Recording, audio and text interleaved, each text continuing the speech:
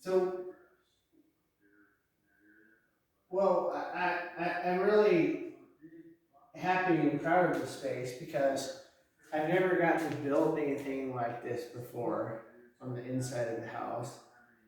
And there were a lot of struggles during its construction. I met with frustration in some ways doing things I had not done before and ran into challenges and surmounted them, and then had to do other things to fix things, like for instance grinding it. As I'm looking at the ceiling, I want to grind it more. No, please don't.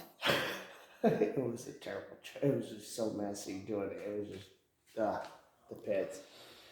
I think it's good enough. Honestly, I think you should beat it with a chain at this point, so it's No, not so perfect.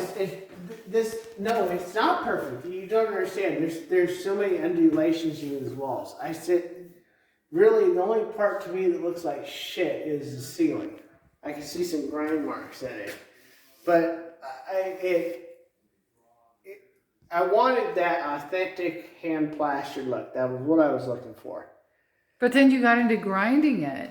But I had to do that to fix my lack of skill in fucking mortaring and plastering. Okay, so mostly what I want you to do right now is break out into a song.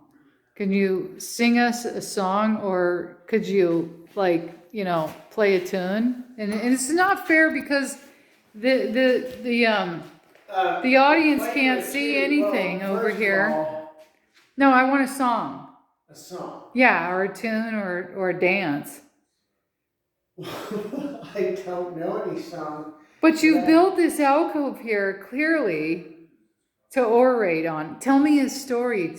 Give me a speech. Come on, you've got it in you.